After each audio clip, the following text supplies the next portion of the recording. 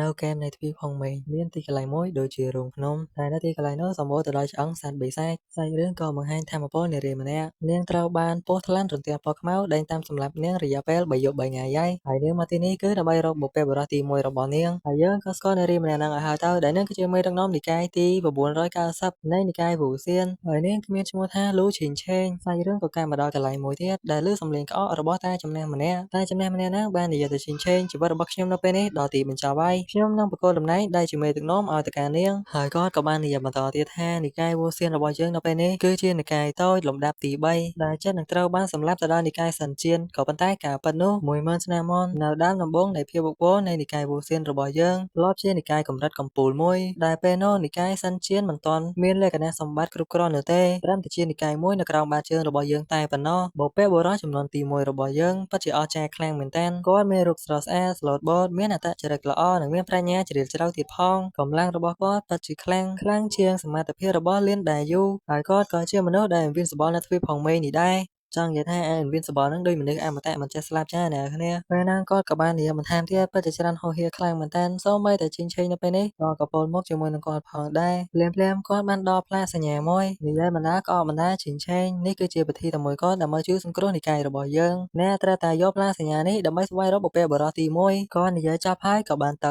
ដែលធ្វើឲ្យជីងឆេងនៅពេលនេះពិតជាទុក្ខសោកជាខ្លាំងហើយនាងក៏បានត្រេកយំផ្អើលទីនឹងតែម្ដងបន្ទាប់មកនាងក៏បានជូនទៅគ្នារបស់នាងដល់និយាយទៅតែចំណាស់ម្នាក់នឹងថាគឺជាលោកគ្រូហើយក៏មើលទៅផ្លាកសញ្ញាមួយនេះរំលឹកទៅដល់ពាក្យសម្ដីរបស់លោកតារបស់នាងហើយនាងដើររកបុព្វបុរសទី1នៃនិកាយវូសៀនរបស់យើងដើម្បីជួយសង្គ្រោះនិកាយវូសៀនរបស់យើងចេញពីសេចក្តីវិនាសនាងក៏និយាយផងដែរលោកម្ចាស់បុព្វការីជនគាត់បានបាត់ខ្លួនអស់រយៈពេលរាប់ពាន់ឆ្នាំទៅហើយតើគាត់ពិតជានៅមានជីវិតដែរឬទេគាត់ដូច្នេះហើយភ្លាមមានសត្វបក្សីមួយបានហោះពួយមកនេះយ៉ាងលឿនរួចហើយក៏មកចោទនៅមុខជីងឆេងតែម្ដងដែលធ្វើឲ្យជីងឆេងនៅពេលនេះគាត់ជាមានភាពតក់ស្លុតជាខ្លាំងនាងក៏គិតក្នុងចិត្តផងដែរវាក៏ជាសត្វចម្លែកនៅក្នុងរឿងព្រេងនិទានគឺជាបក្សីវិញ្ញាណងងឹតពណ៌ស្វាយកម្លាំងរបស់វាពិតជាខ្លាំងក្លាណាស់សូម្បីតែនិកាយដើរទាំងមូលក៏មិនអាចសម្លាប់វាបានដែរដោយហេតុតែតច្រកទៅហើយនាងក៏បានសែតតែម្ដងលោកគ្រូខ្ញុំសុំទោសផងខ្ញុំមិនអាចបំពេញតាមគោលបំណងរបស់លោកគ្រូបាននោះទេមើលទៅនាងប្រហែលជាស្លាប់នាទីនេះហើយក៏ប៉ុន្តែបក្សីមនុស្សមិនបានធ្វើអ្វីនាងនោះទេផ្ទុយទៅវិញវាក៏បាននាំនាងទៅទីកន្លែងមួយដែលធ្វើឲ្យឈិនឆេងនៅពេលនេះពិតជាចម្លែកចិត្តខ្លាំងមែនតើបក្សីវិញ្ញាណងងឹតពណ៌ស្វាយនេះវាមិនស៊ីខ្ញុំទ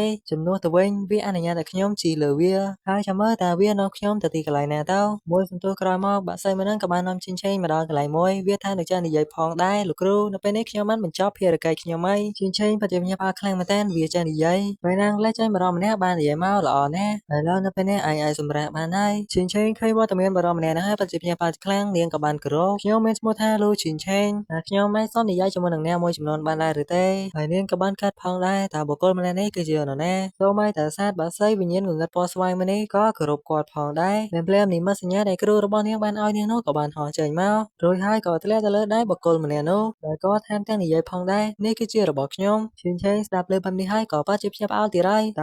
ើគាត់អាចជាបុគ្គលម្នាក់នោះដែលខ្ញុំកំពុងតែតាមស្វែងរកដែរឬទេតើអាចថាគឺជាម្ចាស់និកាយដំបងនៃនិកាយវូសៀនឆាន់ស៊នភ្លាមនាងក៏បានអើងគោរពឆាន់ស៊នតែម្ដងថែមទាំងនិយាយថាចំនួនទី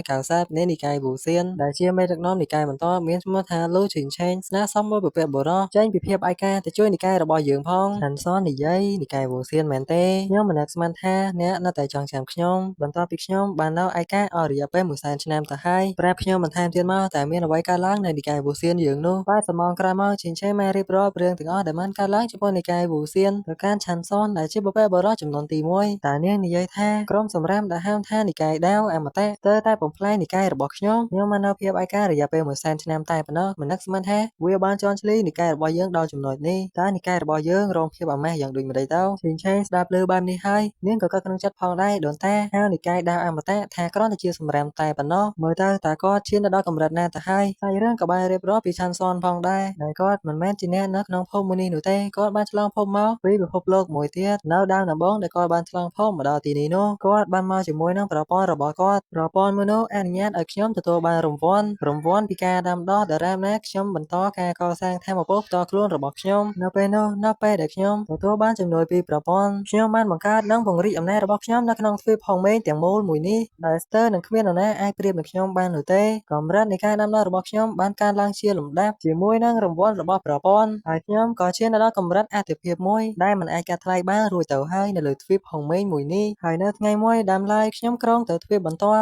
ប់ពីឡើងដល់កំពូលនៃទ្វីបហុងម៉េងហើយប៉ុន្តែភ្លាមៗនោះប្រព័ន្ធដំណើរការខុសប្រក្រតីដោយប្រព័ន្ធក៏បានលោតមកផងដែរទីងទីងនៅពេលនេះប្រព័ន្ធបានបញ្ចប់បទពិសោធន៍ version បច្ចុប្បន្នដូច្នេះវាត្រូវបានអាប់ដេតទៅ version បន្ទាប់ទៀតគ្រាន់តែវានិយាយដូច្នេះហើយវាក៏បានរលាយបាត់ទៅដែលធ្វើឲ្យឆាន់សុនដែលកំពុងតែជិះលើវានៅពេលនោះធ្លាក់ចុះក្រោមតែម្ដងដោយសារតែវាបានរលាយទៅបាត់ទៅហើយនៅពេលដែលខ្ញុំបានបាត់បង់ប្រព័ន្ធមួយនោះខ្ញុំមិនដឹងថាទម្លាយកម្រិតឬក៏ឈានទៅកម្រិតបន្ទាប់ដោយរបៀបណានោះទេហើយក្នុងចិត្តរបស់ខ្ញុំបើខ្ញុំមិនអាចទម្លាយកម្រិតបន្តទៀតបាននោះខ្ញុំនឹងអាចប្រឈមមុខជាមួយនឹងអ្នកខ្លាំងជាងខ្ញុំនឹងអាចប្រឈមមុខនឹងសេចក្តីស្លាប់ទៀតផងពេលហ្នឹងឈិនឆេងបាននិយាយហៅបុព្វបុរសកលែងមកមើលឆាន់សុនយើងឯនេះវិញបុព្វបុរសរបស់គេប៉ុណ្ណាណីក៏ប៉ុន្តែខ្លាចងាប់អីណាបើសិនជាអត់ប្រព័ន្ធទេគេមិនអាចឡើងកម្រិតបន្ត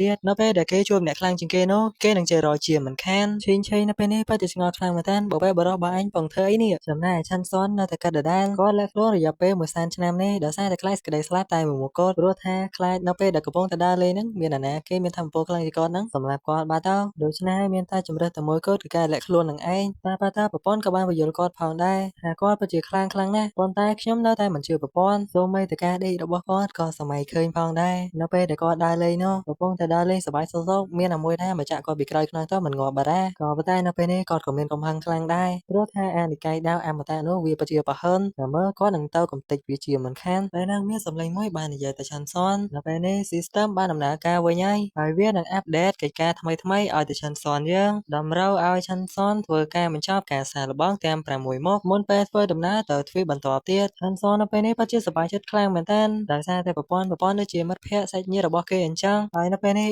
វាបានលេចវត្តមានមកនៅជាមួយនឹងគេវិញហើយកិច្ចការដែលប្រព័ន្ធបានដាក់ឲ្យនោះជួយកូនចៅឆេងដើម្បីជំរះវិបត្តិរបស់និកាយហើយប្រព័ន្ធក៏បញ្ជាក់ផងដែរឆាន់សុនយើងមិនអាចលូកដៃបានដោយផ្ទាល់នោះទេទុកឲ្យសិស្សរបស់គាត់ដោះស្រាយវាដោយខ្លួនឯងនៅពេលដែលបញ្ចប់ពីការនេះរួចប្រព័ន្ធនឹងផ្ដល់ជារង្វាន់ឲ្យជាមិនខានហើយឆាន់សុនពិតជាសប្បាយចិត្តខ្លាំងណាស់ឆេងនៅពេលដែលឃើញទឹកមុខឆាន់សុនបែបនេះហើយកំពុងតែក្រឡេកទៅមើលនាងទៀតផងនាងក៏បានគិតក្នុងចិត្តថាហេតុអ្វីបានជាដូនតាសម្លឹងមើលនាងមិនដាក់ភ្នែកអញ្ចឹងតែអាចទេថាគាត់ចាប់អារម្មណ៍លើខ្ញុំពេលហ្នឹងឆាន់សុនក៏បានទទួលកិច្ចការរបស់ប្រព័ន្ធផងដែរគាត់ក៏បានរត់ទៅចាប់ដៃឆេងហើយក៏បានគិតក្នុងចិត្តផងដែរប្រព័ន្ធបានប្រាប់ថាឲ្យគាត់លូកដៃនោះទេដូច្នេះហើយគាត់ត្រូវតែបណ្ដោះបណ្ដាលកូនចៅចំនួនក្រោយរបស់គាត់មួយនេះចំណែកឆេងនៅពេលដែលឆាន់សុនចាប់ដៃនាងបែបនេះហើយនាងពិតជាគិតច្រើនខ្លាំងមែនទែនអូយដូចជាមិនសមរម្យទេនេះតើដូនតាចង់សារភាពស្នេហ៍ដាក់ខ្ញុំមែនវាដូចជាទង្វើមិនសមរម្យទេក្នុងចិត្តម្ខាងគិតបែបហ្នឹងក៏ប៉ុន្តែម្ខាងទៀតពិតជារំភើបមិនស្ទើរនោះទេភ្លាមឆាន់សុនបានដកឃ្លាចេញមកវិញរួចហើយគាត់ក៏និយាយថារឿងកិច្ចការក្នុងប៉ាខ្ញុំមិនលូកដៃនោះទេតែឲ្យនាងដោះស្រាយដោយខ្លួនឯងនាងស្ដាប់ឮបែបនេះហើយក៏ទម្លាក់ទឹកមុខចុះតែម្ដងឆេងក៏និយាយផងដែរម្ចាស់នៃនិកាយដាវអមតៈមានថាមពលខ្លាំងមែនទែន